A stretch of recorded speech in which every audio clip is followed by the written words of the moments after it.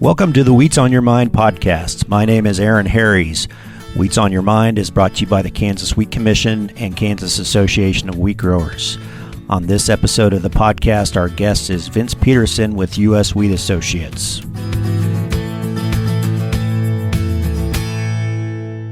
On July 1st, 2017, Vince Peterson became the fourth president of U.S. Wheat Associates since the organization was formed in 1980 by the merger of Great Plains Wheat and Western Wheat Associates. And after a long career with U.S. Wheat Associates, Vince has announced his retirement here in 2025. And so I'm happy to have a chance to visit with Vince here on the podcast. Vince, thanks for joining me. Well, Aaron, very nice of you to invite me to do this. It's kind of a rare opportunity. I feel privileged to be on with you this morning. Well, we appreciate it and been looking forward to this discussion. Podcasts give us this environment where we just chat about a lot of different things. And let's start with an overview of your career path.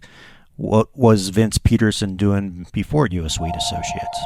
Well, for a number of years, 10 years before U.S. Wheat, or a little bit more than that, I was in the wheat business, so I did get a start there. But you know, I'm not a farmer. I didn't come from a farm background. Well, at least you have to go back about 4 generations to find the last farmer on the Peterson side that went bankrupt in Texas. But my dad worked for the telephone company, that monopoly, AT&T and stuff, and we moved around all over the Midwest when I was young and growing up. Probably lived in 8 or 9 different cities before we ended up in Des Moines, Iowa, and went to Iowa State University, where I well could have taken ag econ, maybe arguably on par with Kansas's course. We could argue about it. But I didn't do that. I had no interest in agriculture, and I went out of my way to stay out of the subject matter, even when econ classes were held in the dairy industry building, and you couldn't almost avoid it. Wow. But oh yeah, so every time you came up with a TA or something that was given a class, and they would immediately revert to a corn example or a beef example, I would just sort of close the books, turn around and stare out the window and say, I don't need to know this stuff, because I'm going to be with a bank or financial institution or a stock brokerage company or something else. Well, short of the story was the best job offer I got out of college was with General Mills.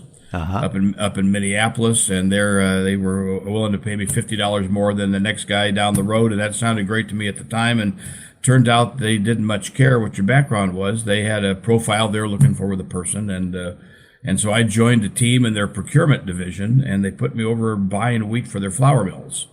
And I think they almost preferred that I didn't know anything about it. They had a way that they wanted to train you and teach you the business, and from their side. And when I think about the guys that I worked with at the time, nobody came from a farm background. Maybe that's good, maybe that's bad, I don't know. But we had liberal arts people from Massachusetts and MBAs from Ivy League schools and a bunch of stuff. And then somehow I got included in the group in that. So I did that for about 2 years, and then I had an offer I couldn't refuse from a grain export company in Portland, Oregon. It's actually a Swiss company called Garnack Grain Company. No longer is on the books here. It was one of the top 5 family companies at the time, back when you had the Dreyfuses and the Freeburgs and Cargill and Bunge, and Andre was the last one from Switzerland. And I worked for almost 10 years with them. In Portland, Oregon, started, and I traded wheat the whole time, wheat for export. And I went back to their New York office for a couple of years in the middle and traded wheat on the wheat desk there. And that was all through the period of big Russian wheat sales and big Russian wheat cancellations under Carter. That sort of put a damper on the wheat business and the grain business in general from about 1980 onwards. So came 1985, things were a little slow in the grain export industry, and I'd gotten to know the U.S. wheat people over all these years, working in Asia and working in Portland.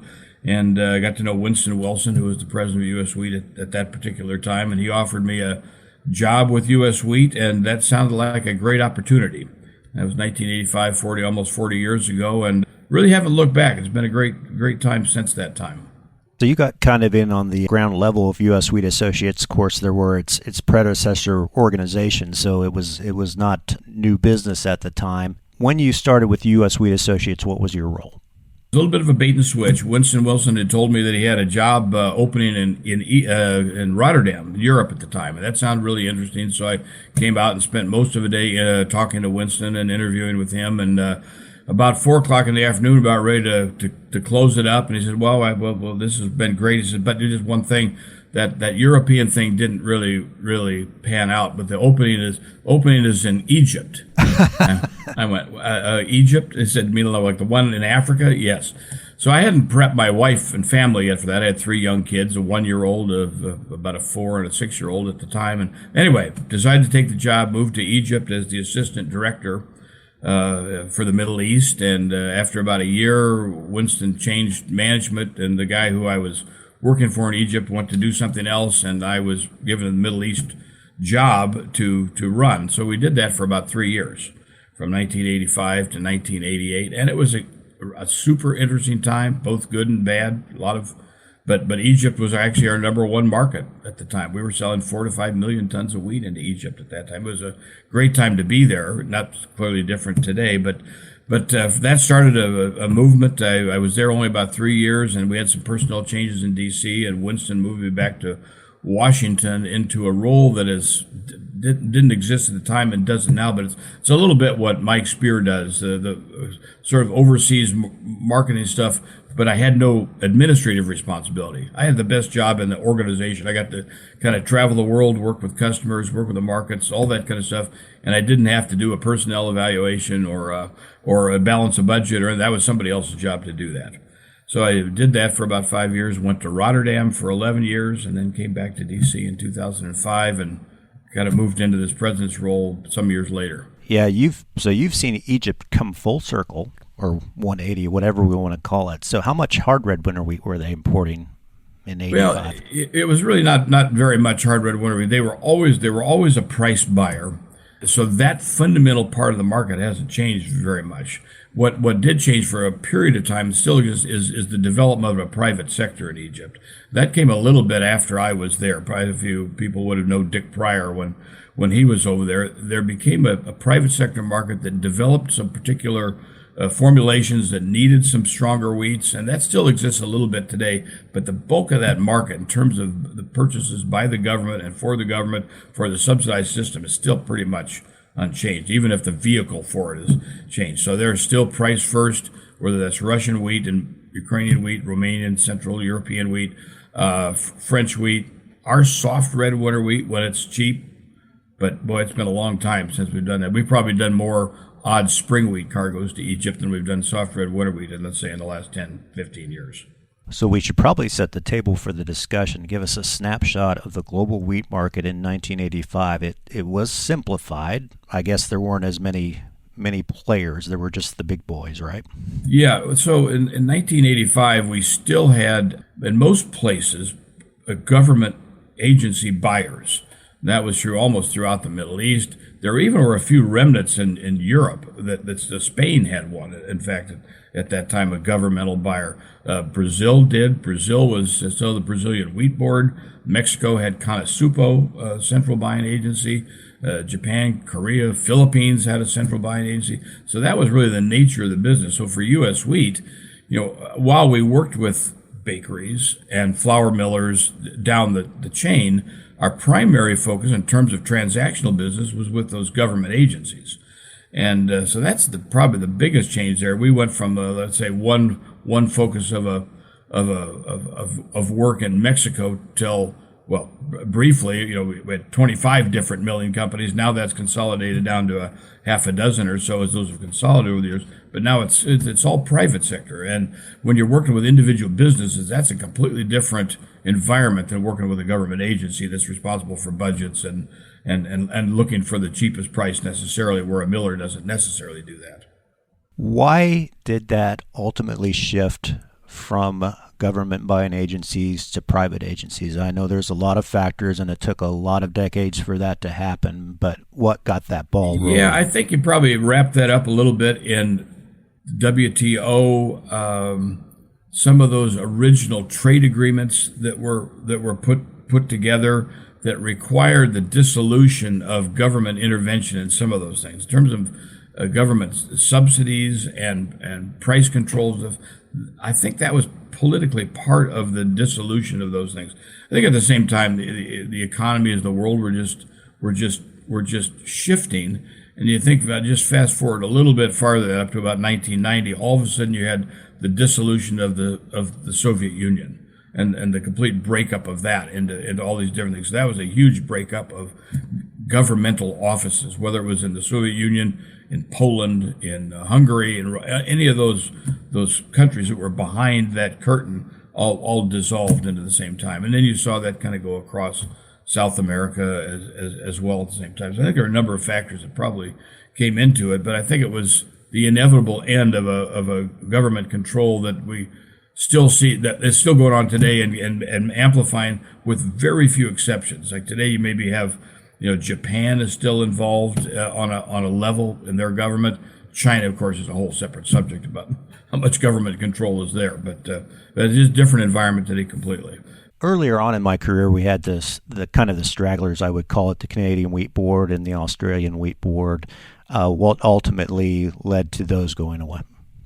Jumping forward another 10 or 20 years from the breakup of the Soviet Union, all of a sudden now you've got the Iraq War, the 1990 first go around with that, and then after 9/11, the second go around with Iraq and the long occupation and those things.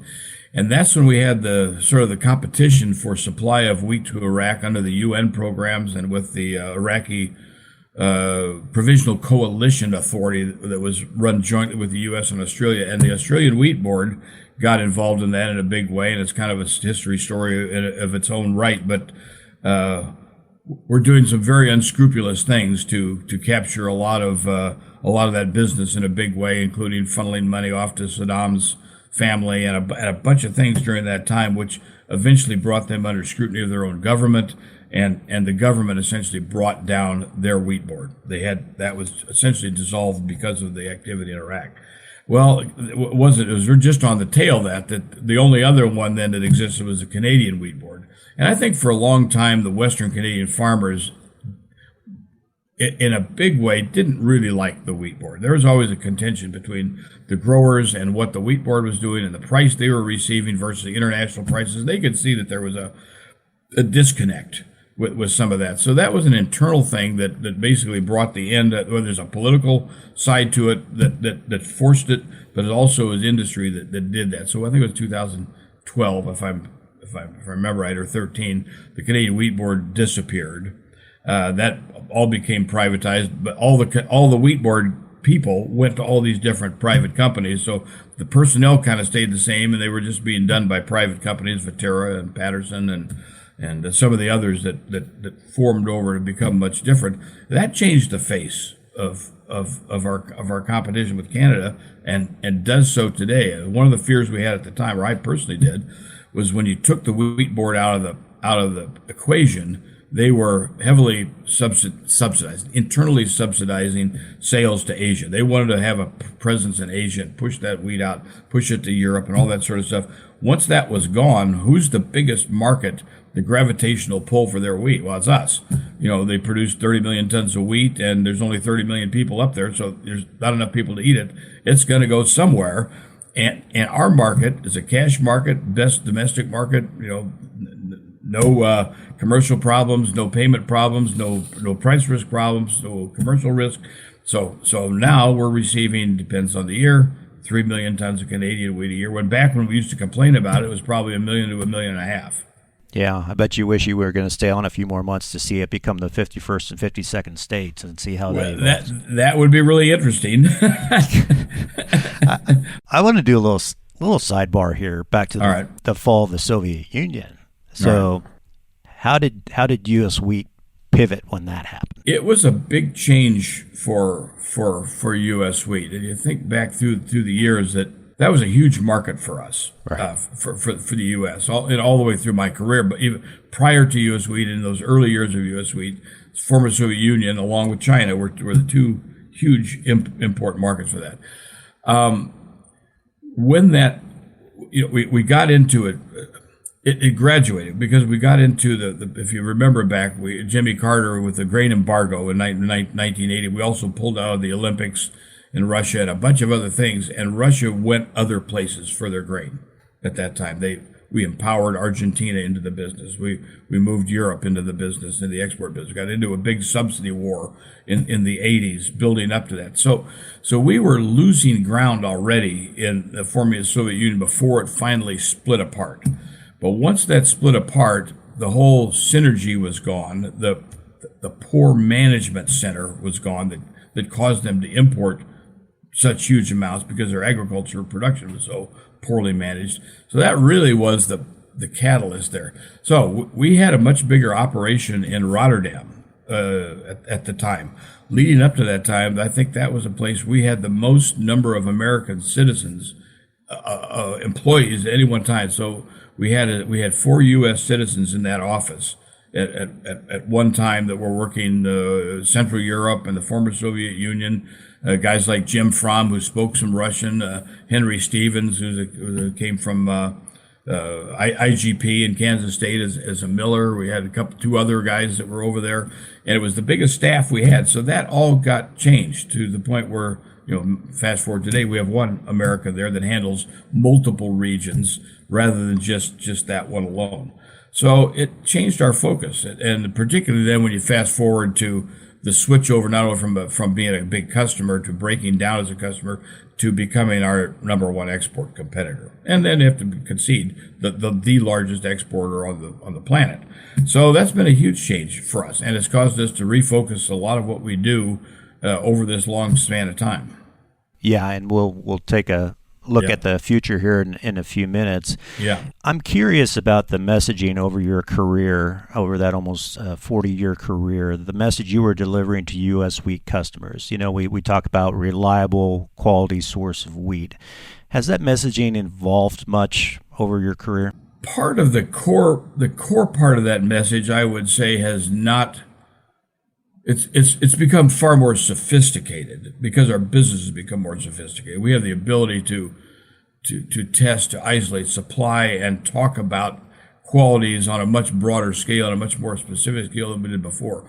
But I think in my mind, what's changed is if you think back to those early years when I first joined U.S. Wheat, we were the largest supplier of wheat to the world. In fact, our numbers look like Russia's today. We produced, I think, more than 80 million tons of wheat, exported more than 40 million tons back in those days. So we were much more involved in how would I phrase that as the bulk handling business, big business to India, even at the time, Pakistan, big business to Bangladesh, much bigger food aid programs, PL 480, GSM programs, government to government things. So there was a much bigger program going on. So we changed that today and we focused down a little bit where we're in a private sector business. Private sector companies are making these decisions and they want something different than those big government entities did. So the core quality and reliability part of it has become the main point and the main emphasis, as opposed to perhaps when we were covering a much broader ocean front years ago. Has technical assistance always been kind of a bedrock of the services that U.S. Wheat provides? It really is. I think it's a marriage of services, but that technical service, and it depends a little bit on the region, some more prominent than others. For example, in Japan, we don't have to provide. You don't have to teach the Japanese how to make their sponge cakes or how to mill flour. They know that business. Same in Europe. We don't have to teach European flour mills how to do that. But you move outside into other more developing markets, still in South Asia, Latin America, Africa. Those are places where technical assistance and instruction is critical to what we do. So that's a bedrock foundation of what we do. But then there's also the marketing side of it. Our people have to have, and we work very hard to try to, they can't just be bakers and noodle makers and technical people. They have to have a bit of a sales bent to their presentation, because what they're there to demonstrate and to show value, but that value then is to be put into a purchasing plan. So we ask a lot of those guys, and we try to work hard with them to develop them into not only technical people, but those that could also make a sales point about these things. Roy Chung was a classic example of that, and he's just retired here a week ago, and we've had him working for us for 46 years. So those will want to emulate a little bit Roy's. You'll never be able to replicate it, but emulate a little bit of his enthusiasm for that side of the business is really critical. Yeah, who are the larger than life figures in addition to Roy that you've worked with over the past? Oh boy, decade? we've had some really interesting ones over the course of time. I mean, some we've had this.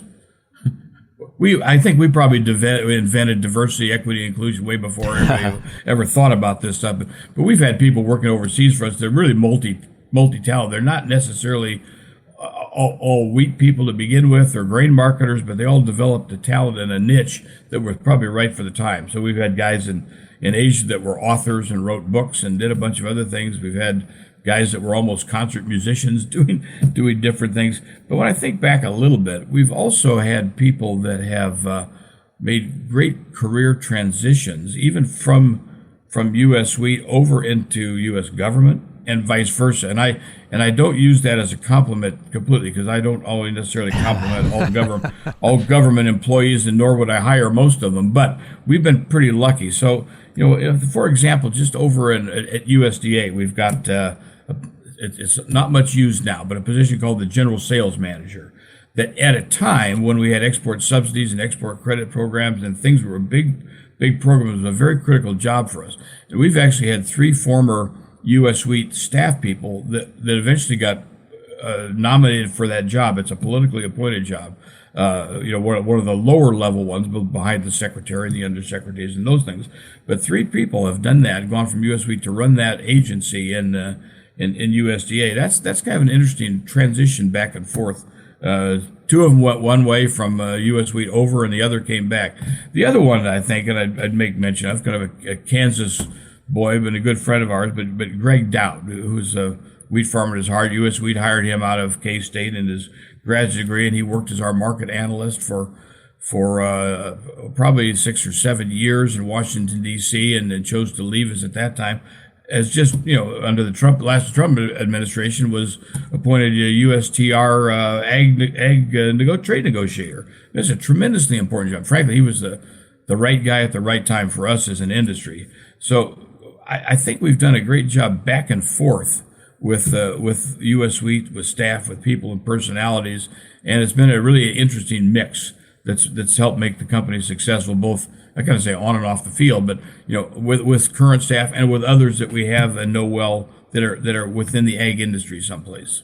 Yeah, that's a nice legacy to have that family tree of the U.S. wheat people. Speaking of personalities, give us a top 3 or 5 world leaders that you've met in your career.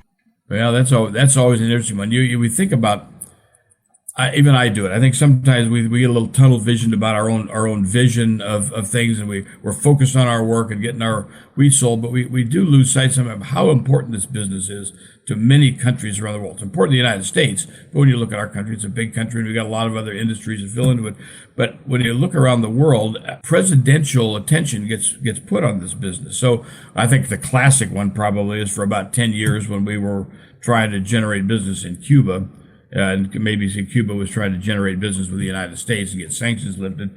But we had a number of times where not only just myself, but others in the U.S. wheat family met with Castro. That was an experience in and of itself, and whether that's, you're kind of meeting with the despots of the world, but that kind of goes along with the business. But I think I've been, and I don't necessarily say this as a personal acquaintance, but in conferences where we've been center stage or on stage with others that have been the heads of state. I can think of Putin, Medvedev in Russia, in Turkey. We had Erdogan at a conference. We had Mrs. Kirchner when she was the president of Argentina at a conference. We met with the president of Malta on a visit down there. The fact that this business put us even in those circles, or even take a step down from that, with their trade ministers, with their ag ministers. I mean, you think about that. That's like meeting with our Secretary of Agriculture or our Secretary of Commerce or something. I probably could no more get a meeting with the Secretary of Commerce here than my best day would get me. But we can get these appointments in other countries, and then even some colorful ones, like we're going to be having a dinner in March with the Chairman Emeritus of Nissin Milling in Japan. He is the husband of His wife is the sister of the Empress Wow. of Japan. Wow. And that takes all a special arrangement just to have dinner with him. And he does that every year with us when we're over there. And he's in his 80s and Harvard educated, and and our biggest customer over there. So anyway, this has put us in a place for U.S. Wheat. Don't take this personally, but for U.S. Wheat to have a stage that I think in all cases exceeds anyone's expectations of how we can get placed to talk to our foreign customers. Well, one of the finest compliments I think I can give you, Vince, is I've been to a few Latin American buyers conferences. And in Latin America, they appreciate their lunches and their social breaks. But when Vince Peterson was on stage, they were in their chairs. They were listening. What kind of pressure did that put on you? I mean, you were obviously giving them important information that they wanted to hear. Well, thank you, Aaron, for that thought. And I've feel like I've been flattered over the years with those meetings. In fact, we just went through that. We had those that you've been through. The ALEM, the Latin American Millers meeting, was just was in November this year, as was the Brazilian Millers Association. And we went to both of those and gave presentations on those meetings. And I was really very fortunate. They recognized my service and retirement, and had kind of a nice ceremony, and I got nice plaque and all that kind of stuff. But I think it was heartfelt, and I think it was legitimate. Whether I was departing critical information they don't get someplace else, I probably doubt. But the fact that they gave us the attention and they put some weight in that, and I think we always strive to be accurate and honest with what we're giving them. And I think they appreciated that. They know that we're not down there just making up a story or making something sound better than it is, because we have an obligation to them to treat them in a manner that can help them run their business, and that work hard is to be honest with them. So I think it's been a successful formula, and I think it's not just me, but others in the company do the same.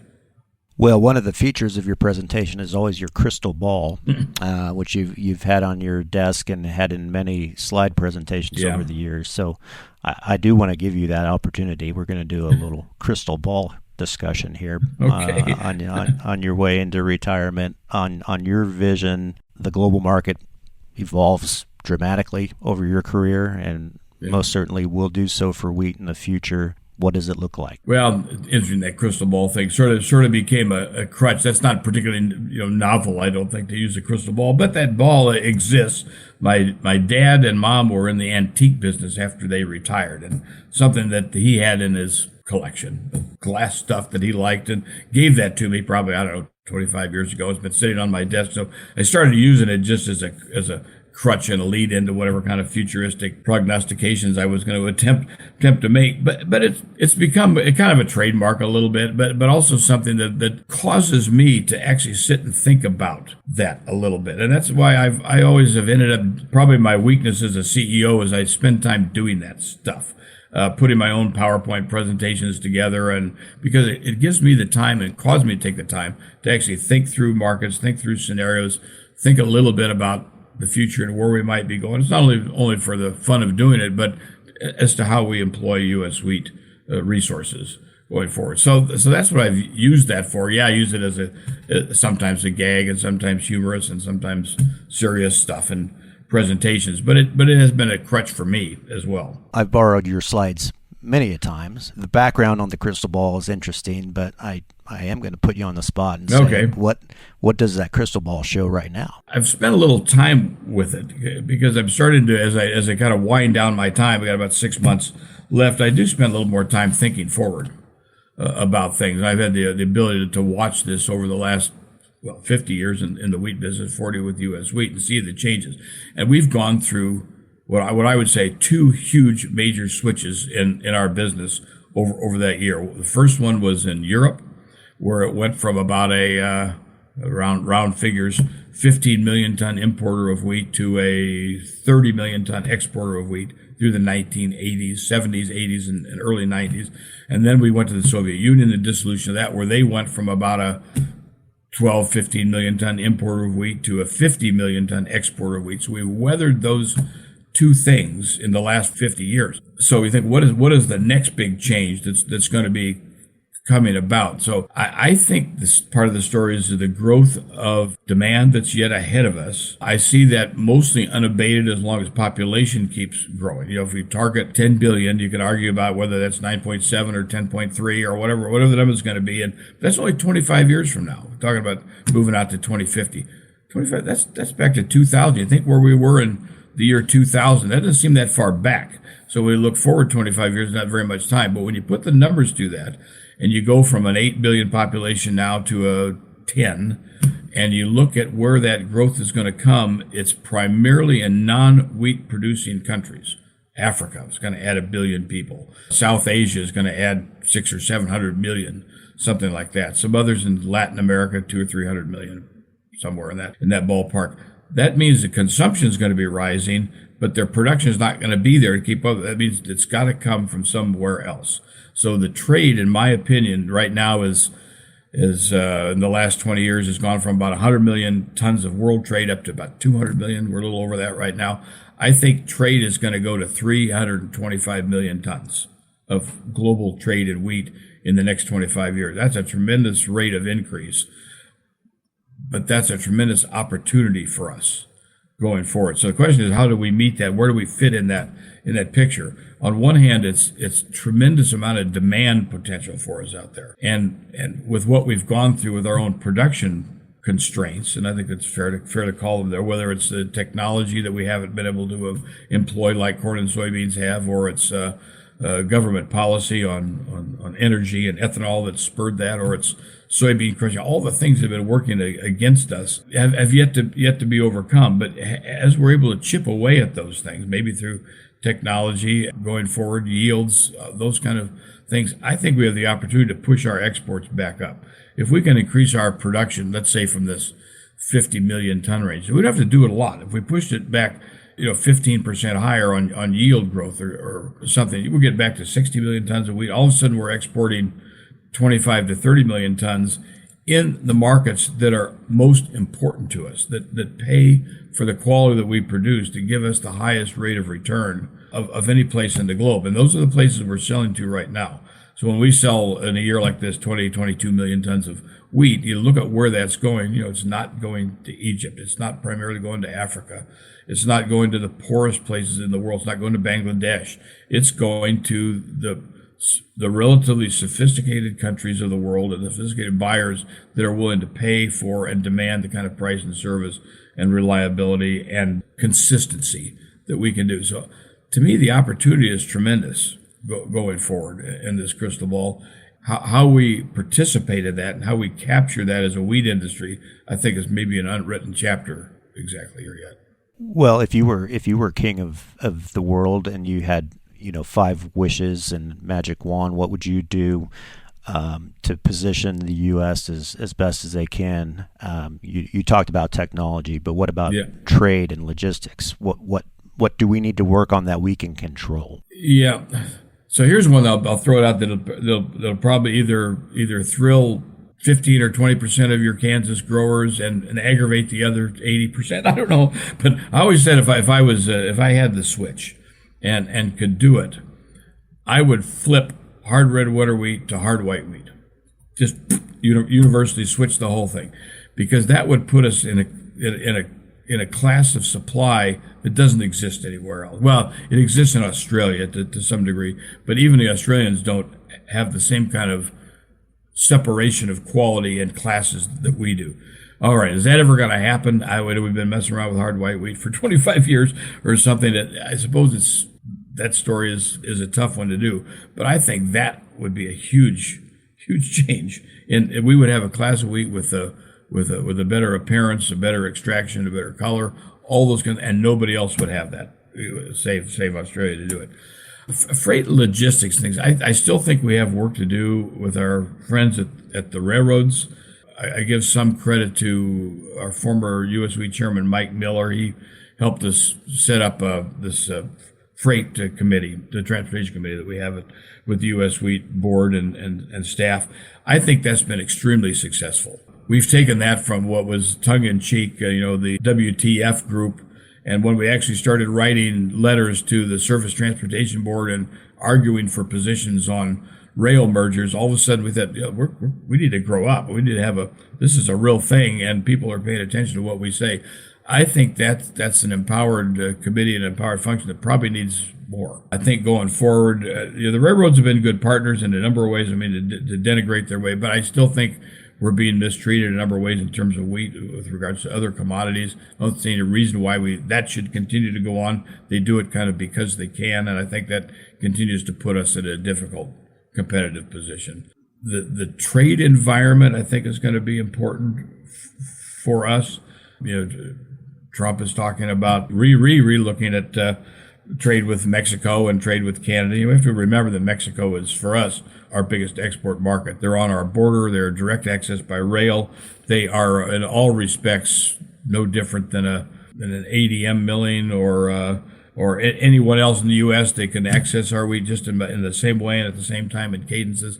So I think that thing is got to be high on our priority list to protect and push forward. In terms of a switch, that's a good one. I don't think there's easy switches out there, Aaron. I think it's going to be work, but I think the opportunities are tremendous. And I think as we go through these things, we have the opportunity to kind of incrementally hit those switches as we go through.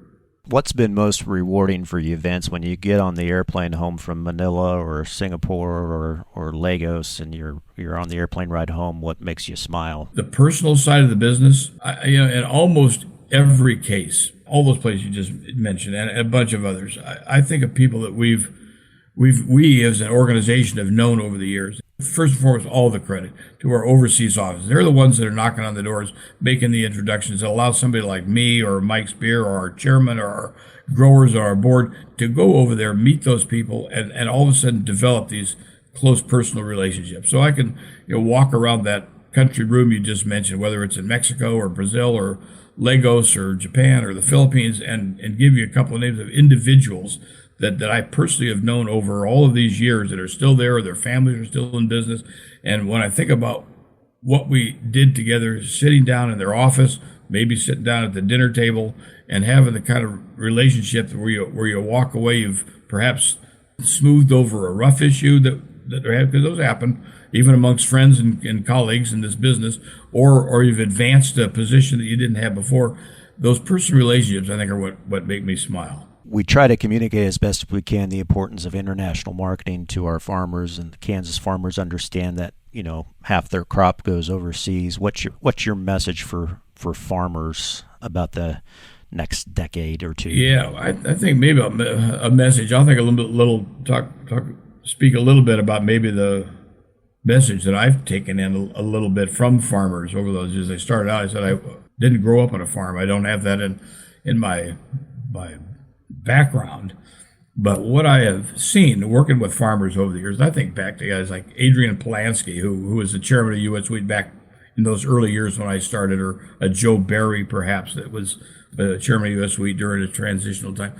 Those guys are probably some of the most, them and the class of people on our board and that are to support us, are probably the most flexible, highest risk-taking people that I've ever worked with, that can suffer through a lot of bad stuff, come out of the other end with a smile on their face, and still are optimistic going forward. And it's just an incredible lesson to me. And so I think I sort of take that enthusiasm, that opportunity to say, listen, that hasn't just applied in the last 40 or 50 years. That's inherent to the nature. So we've got some challenges ahead of us. I think the message would be don't shy away from those. Don't underestimate them, but apply the same diligence, attitude, risk reward, tolerance, because there's going to be both in this as we go forward. And I think the ability for us to overcome any of that stuff and advance this industry is very good for us going forward. Well, Vince, you've certainly made your impact in advancing the industry over your 50-year career, and we wish you the best in retirement. And I know you won't be a stranger, and hopefully we'll get you back to Kansas here sometime too. It's going to be an interesting change. After 50 years of this, I probably got to wean off slowly. I know I'm going to be sitting here probably reading the newsletter and looking at the wheat market and saying, "Gee, what about what?" And I said, "No, it's not my job. Somebody else." But we've got a great staff, Aaron, and those that are coming behind me are going to write the next chapters. And this is a perfect place for me to be, on a personal level, for family and all that kind of thing. But for the organization, it's a young generation of people out there.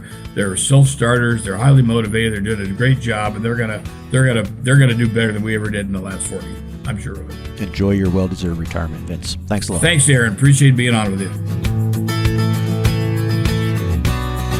Thanks to Vince Peterson with U.S. Wheat Associates for joining us on this episode of the Wheats on Your Mind podcast. If you have a follow-up question or comment or an idea for a future podcast, please email us at kswheat@kswheat.com. I'm Aaron Harries. Thanks for listening.